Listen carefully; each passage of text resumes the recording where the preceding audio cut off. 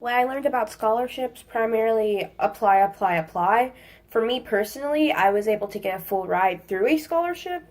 So just take advantage of all the resources that you have, looking through websites for their outside scholarships and also looking within universities and colleges to see what specific scholarships that they offer.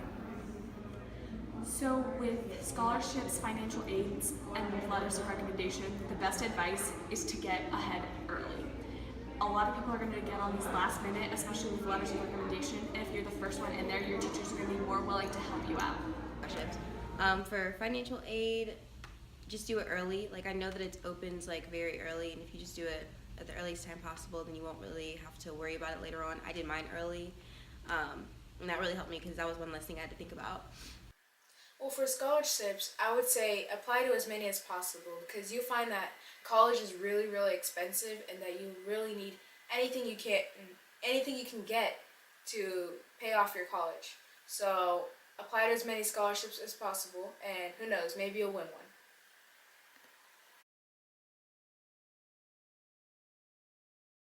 one. For any rising seniors, my best advice that I can give you is just to do you and don't worry about what other people around you are doing, whether or not they're applying to higher schools or bigger schools or smaller schools. This is your experience, so don't compare yourself to others and just do what you want to do. Also, and then also for AP exams, just like study a lot. That's all I did. I just made sure that like I was always studying. I was always taking practice exams, which really help. Even if you think they're not going to help, they will really help out in the end because it's really only testing you over like specific things, and once you start to like get the hang of it, then you'll be good. Some general advice for you guys as you go through your senior year is to stay organized. You probably have a lot of stuff going on, like sports, extracurriculars, AP classes, college classes, whatever it may be. Staying organized and having something like a planner or a schedule or both is something that will keep a lot of the stress off of you and make your senior year a lot more enjoyable.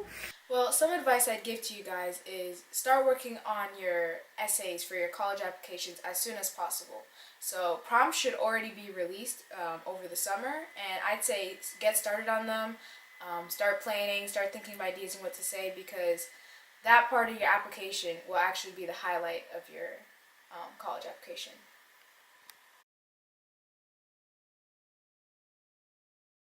So basically, I chose a school because I only applied to a couple of schools in the first place, and then I only had like one real school that I would actually feel like proud to tell people about.